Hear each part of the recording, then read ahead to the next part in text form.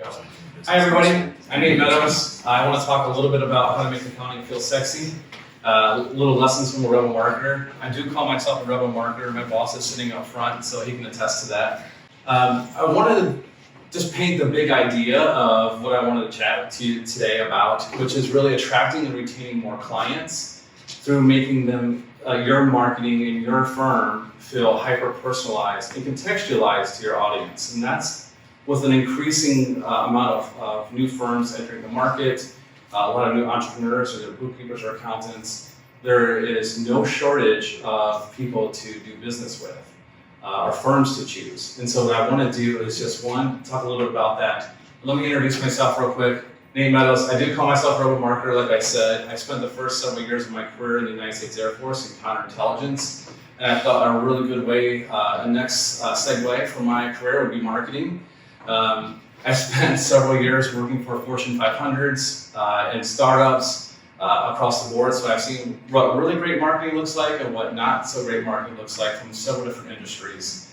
I really believe in being a nonconformist and not doing anything the traditional way, from eating a Chipotle burrito sideways to marketing as a whole. What I want you to walk away with today are three real tangible things that you can put into your practice immediately. And these are actually things that I do at ClearSpend that is allowing us to be super successful from a marketing standpoint. And I'll share some of these same tips and tricks with you.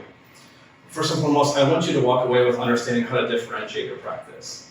Then I want to talk about how to measure the ROI of your marketing. Last but not least, I want to talk to you about how to attract and retain more clients for your business. So I'm going to guess that everyone in this room falls into one of two camps. You're either wanting to grow your business or maintain your business. If you're not looking to grow, then I'm going to raise the flag and say, I don't know that I agree with that. You're definitely here for a reason. But I would venture to believe most of you are here to grow your practice. And so if you don't want to grow, if you're going to stick to that side of the road, what I do think is you're probably there for a reason. Maybe marketing feels a little bit overwhelming. You probably heard that marketing is really fluffy. You probably heard that it's hard to measure the ROI or return on that. Maybe you just don't even know where to get started. And like the fear of the unknown. Like, I'm scared that I don't know which order at Chipotle I'm going to have tomorrow. Is it a bowl? Is it a burrito? I'm not sure, but we'll just leave it up to chance. And everything does come back to food for me too, by the way. So there'll be many, many more food puns, I promise. And they did tell me that I have to leave out the stand-up comedy routine. I'm full of dad jokes, so I promised to keep those to a minimum. If you are looking to grow your practice, I think you're probably here for one of these thought processes. Meaning, maybe getting new clients feels like it takes too long. Maybe it feels like it takes too much energy and effort. Maybe you realize there is a lot of opportunity out there to grow your practice, to grow your firm, and you want to cash in on that. And for those, if that's you, that's awesome. There are over 46,000 accounting firms in the US as we speak. And that's just the tip of the iceberg. There are almost 2 million bookkeepers out there as well. So the big question comes back to, one of my favorite memes of all time, is if everyone's doing this, how do you differentiate yourself when everyone seems to be saying the exact same thing? Well, it comes back to the basic laws of attraction. Marketing studies more and more and more continue to prove this point. Like attracts like.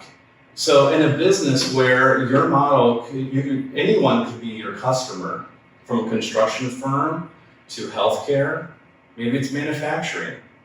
But instead of trying to appeal to the masses, you need to understand and figure out who actually matters to you. What industries are you passionate about? Are you speaking to those industries?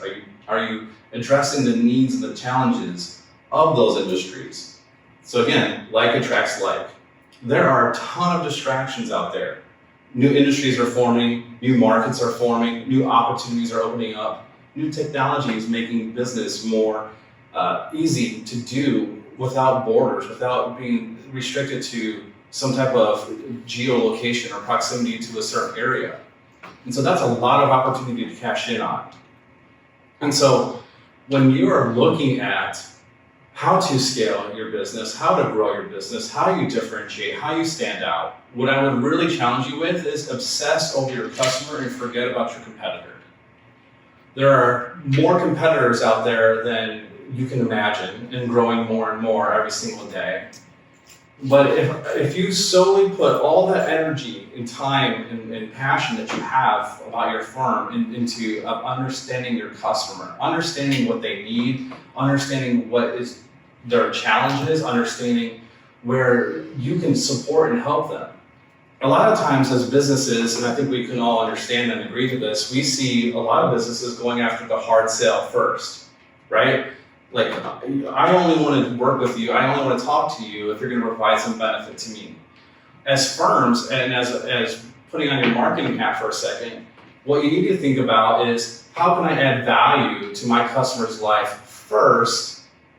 How can I speak to them in a way that resonates with them, in the language that they speak, and so that, one, they see me as providing value in their daily life. So as questions and things come up, and when they are ready to make a decision to work with a firm, you're top of mind, you're thinking about them. I actually did a search before I came out here, and there are a ton of San Diego-based accountants and bookkeepers.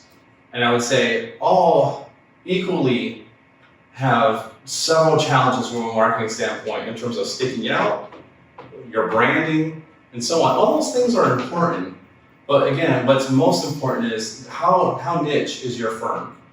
Are you trying to appeal to everyone, or are you focused on 2, 3, maybe 5 at max industries and obsessing in those industries? Again, challenges, trends, issues. What content can you write to help solve the problems that your construction firm may be having? I think one of the things that at Clearspin I had to recognize when we were building this brand was, we're going to win some people and we're going to lose some people. Not everyone's going to love what we as a company are saying or what we're doing. And what we have to be comfortable with, especially in this day and age, is that that's okay. It's okay to not have everyone like you. I promise. It's like junior high, but only a lot less awkward, and the cafeteria doesn't reek. But keeping that in mind, realize that when you niche down and you are speaking to the people that matter most to your business, they're going to gravitate more towards you than those businesses who you're not trying to speak to, who you're not trying to attract, right? And I think that just comes back to the very first point, like attracts like. And if I could just drill that into your brain after you leave here and go consume some lunch, if you haven't had that yet, I promise you that will be a foundational marketing pillar for you to continue to build off of. I said this a little bit, but I want to come back to it. You need to speak the same language as your customer. Everything else is just noise to them. And I'm going to give you a real example in a second. One of the things as marketers that we'd like to do is what's called A/B test. You might go to a website, let's just say clearspend.com, because I'm biased and I love our company and what we do, and you might see a specific set of messaging on the site, and someone else might come to the site and see something completely different. So we use testing and tools to continuously refine our messaging and what we're doing and making sure that we're providing the maximum amount of value back into our customer's life. What matters most? What resonates most? If we're not constantly asking ourselves and challenging ourselves, like, with that question and what are we doing, then I think we've lost a little bit already. And you're giving up some of that equity or that share, so to speak, of the marketplace to your competitors. Where a lot of firms that I've seen before I came here, again, did a lot of research in the San Diego-based accounting and bookkeeping firms, a lot of brands are talking about themselves. Hey, look what we can do. Look at what service we can offer. And that immediately turns off your buyer, where you need to say, here's the solution we're solving in this industry. And then back that up with social proof, meaning back that up with reviews, back that up with testimonials. Think about how you're solving a problem specifically to an industry for that customer, speak to them. Everything else is noise. They don't care about your credentials, like how many awards you have. Those are great, those build proof, that's wonderful. What matters most is, again, are you speaking to them? Do they understand that you work specifically in their industry, you know it, and it can help address their challenges? So, as I said a second ago, If you are looking to do business with an accounting firm that focuses specifically on construction or has a niche in the construction industry, and you're scrolling through LinkedIn and you see these posts, which one are you going to gravitate towards more? One that's kind of brand narcissistic, focusing on tax forms and a calculator and it's kind of boring and cold, or one that shows a construction worker, right? As a construction employee or manager or owner, I'm gonna look at that and it's immediately gonna grab my attention. It's going to elicit curiosity. And that's what I would suggest an employee to do as well. Also, one of my favorite movies, another meme, would be, how should you prove the impact and return on investment of your marketing?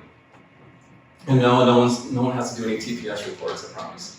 One of the tools that I use is called DataBox. I connect my Google Analytics, Google My Business, Facebook, Instagram, Twitter, any type of tool that my marketing touches, I connect it to DataBox. It gives me a real-time report based on alerts, like, hey, you've had a tremendous spike in people coming to your website, or your ads are not performing so great and you did something really wrong. And so that is a great tool to use and see everything that you're doing from a marketing standpoint. That is Command Central. It's super cheap. They actually have a free plan, so I would suggest you look at that. The next is, you need to understand how to measure your spend. One of the things that I want to talk a little bit about ClearSpend for a second. We actually built ClearSpend by talking to hundreds and hundreds of small business owners and bookkeepers and accountants. And we took all the pain, the frustration of what they were building, and one of them was, hey, how do I more accurately track what's happening across my business or my clients' businesses? How does that line up to certain budgets or allocations? How do I issue a card to a contractor for this one-time project? And we did that. I use this tool for marketing standpoint at ClearSpend myself. I use this every single day. So I'm going in and I'm able to see how much money am I spending on marketing, how much am I spending on Google Ads, on LinkedIn, how much am I spending on a trade show, etc. And I can see all that fold right then and there, right in front of me. And so, a quick look at our dashboard. I can, for instance, Carrie, who's our Director of Marketing Operations, is here. I was able to issue Carrie a card for the trade show, so being able to buy swag, being able to buy, which, by the way, guys, booth 27 ClearSpend, we have some really awesome swag. I heard they're giving away some iPhones, but I'm not supposed to say that, but they did. We are. So I can see this dashboard. I can see what's going across my entire business. I understand if I need to issue a card, track an expense. If I can say, hey, Jeff, here's a physical card, and I need you to run to the gas station to go pick up this, or put gas in the rental car. I can limit it and say, hey, you can't go inside and also buy a ton of Red Bull. So we can do pay at the pump only. We have it's a control freak's paradise, what we have built, quite honestly. And as a marketer, it's really good for me and my team. For instance, literally minutes before I came up here, I issued a card to a member on our team so they could pay for a new tool in our marketing stack to help us. And so that comes out of my main marketing budget. I didn't have to share a credit card, I didn't have to share a debit card, I didn't have to do all that crazy nonsense. It was literally 5 minutes and done. And so I'm able to do all that, track everything right then and there. And it's super easy. So if you need to measure things, what are the main things you need to measure? Well, first, I would say ROAS, or return on marketing spend. How many dollars are you spending to how many customers are you getting? So that's you can, if you want to get super fun like me and dive into the data, which I think everyone in this room probably likes data and numbers. I think it's a safe assumption. You can look at organic, meaning what did you do that you didn't put dollars behind, add dollars, to what did you do that you did put add dollars behind. So you can see organic versus paid return on spend. That's a really great metric. Also, customer acquisition costs. Again, how much is it costing to actually acquire a customer? Take your salaries, take all your marketing, and all those things involved, and figure out what it's actually costing you. Are you ahead, or is it costing you money and you're not seeing a return on that? I would also look at lead sources. Using a CRM like HubSpot as an example, you're able to track where all your leads are coming from. So I can attribute everything that we're doing right back to Google Ads. I can attribute it to an email that my boss wrote, or a tweet that we put out, or someone who stopped by booth 27 where they're giving away iPhones and came in as well. So I'm going to track all that. Did I mention that? Okay, cool. Just making sure. And then conversion rate. So it's important to understand how, again, not only how many dollars you're spending to how many customers you're getting, but it's also understanding, hey, am I converting at a percentage that is in line with my industry? Really cool thing, Google Analytics does this for free. This tells you benchmarks. You can go into Google Analytics and ask it, say, hey, based on my industry, where I'm from, how many people are coming to my site on a monthly basis, how should I be performing? Red, green, it lets you know all that information. Really cool resource to check out. I was begged not to sing this to you, and it's really hard not to, but I don't really want to bust up my Lionel Richie and sing this, but I won't. You're welcome. But again, how do you attract and retain more clients? Leveraging the power of human-centered marketing. If I could underline human-centered marketing, bold, flash, pointing fingers, that's the ticket. Has to be human-centered marketing. What I mean by that is getting back to what I said at the very beginning. How contextual are you? How hyper-personalized are you? Are you trying to talk to everyone? Or are you trying to talk to a few? If you're trying to talk to a few within a few specific industries, how are you speaking to them? Are you where they expect you to be? Or are you where other accountants are? Show up in unexpected places. Delight them in unexpected ways. Add value first and ask for the sale second. Competition isn't slowing down, like I mentioned. If you lived in one of these 5 states, you are inundated with a tremendous amount of competition, and it's not slowing down. Growth is exploding in these states for accountants and bookkeepers. Also keep in mind that you're not limited to geography anymore, right? There are more tools, more tech is coming online every single day to help you understand and attract more customers, to get your brand more visible in front of people that matter most to you. And then I would also mention, customers' expectations today are very high. As an accountant, as a bookkeeper, there are more studies that are coming out that are continuously showing that you are seen as a trusted advisor, not just in accounting and bookkeeping, but also in technology and so many other areas. You're actually, maybe some of you would agree with this, but your clients are expecting more and more out of you, more answers. What's the latest tech in this? Or what's an answer for this? Or who should I go to for HR? Or wherever and so on. Accountants and bookkeepers, you have the trust and credibility of your audience and capitalize on that. I would also ask them for referrals and testimonials, and then I would plaster that on social. I would plaster that on your website. That's really good social proof to have. I built a quick framework for you if you want to take a picture of this. So if you want to attract more clients, if you want to speak the language they speak, if you want to niche down, if you want to build really personalized marketing efforts to get in front of the people that matter most to you, this is where I would start. Ask yourself, who specifically is my ICP or my ideal customer? What do I know about them? What do I know now about a particular customer or industry? And one of the things that we keep in mind is we don't know what we don't know. But when you start to put it down on paper, you start to see where the gaps are and where you need to spend some more time and invest your personal efforts into marketing your firm. One of the things on here is how do I convince them I am who I say I am and can do what I say I can do. I mentioned a minute ago that they don't care what you're selling, they care about the solution, the problem you're solving. And if you can make that front and center of all your marketing efforts, you're winning. A couple of free tools and freemium or inexpensive tools that I want to point out on this slide for you to utilize. Again, if you want to take a picture of this, these are the same tools that I use at Clearspend and others. One is Quadcast Measure. So what is that tool? Quadcast actually allows you to understand the demographics and the almost kind of in a creepy, weird Big Brother way, but not so creepy Big Brother, is understanding like where do the people coming to your site, where do they consume their news? Where do they spend their time? What sites are they interested in? And it helps you understand the framework and the mindset of your customer. 2, Google My Business.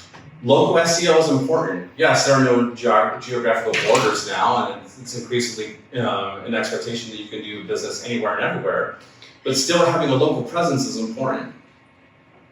Also, there's this really cool brand that I heard about, and they hooked me up with some really cool swag. It's called ClearSpan. I don't know if you guys heard of it yet, but I heard they're really awesome. They have some really cool swag at their booth. Again, I think they're giving away iPhones. We are an expense management and spend control solution. And here's the thing, it's free. And then there's no charge to use the platform. So we work with bookkeepers and accountants to support the small business. We saw a gap in the marketplace where small businesses were woefully underserved. We stepped up and stepped in. Here we are. Come talk to us. We'd love to chat a little bit more about it with you. My friends at Tally4 are here. Awesome group of people who are focused on you pay per, and correct me if I'm wrong, I think Spencer, you're in the back, but you pay per, return, is that correct? Yes. So there's really great tax software that you can deploy to help, again, taking that next step. I would also say like LinkedIn company pages. If you haven't used a LinkedIn company page or you're not actively posting as your page, who cares how many followers you have, right? If you have 83 followers, all of them are super passionate about your business and advocates for you, that's all that matters. So forget the numbers for a minute. Leverage LinkedIn company pages, post updates, talk about your clients, not yourself. Talk about the problems you're solving, not how great your brand is. Hunter.io. So prospecting, how do you find someone's business email that you want to do business with? Hunter.io is a great free tool that you can use. Say there's a firm down the street that you really would love to have as a client, great tool. I'm assuming that everyone in here has a master's degree in graphic arts like Carrie, and if so, if you're artistically challenged like me, Canva is a great tool, free plan. Get on there and create some really beautiful graphics that support your brand, from logos and flyers and so on. Zipia, probably one of my favorite tools. If you want to understand the demographics of a business, please use Zipia. It's free. You can get on there and you can understand the income, the age brackets, education levels, where they live in the United States, where your audience matters most to you. And you can find all that information out there. And last but not least, Easy Advocacy. Great tool. If you have employees, sign them up in Easy Advocacy. It sends social posts that you write about your company or your clients, etc., and it pushes it out to them so they can put it on social media for themselves. People are 80 times more likely to believe what comes from a person than they are from a brand. So leveraging something like Easy Advocacy is a huge win. I'm Nate Meadows. I think I'm a rebel. I have a skull tattoo on my arm to prove it, so I paid my dues. I'm here at the ClearSpan booth 27. If you want to talk a little bit more about your marketing, I'd love to give you some one-on-one tips, tricks, and things that I couldn't put in the presentation in our time here today. I'd love to talk to you a little bit more. Again, come talk to us. Thanks so much for your time.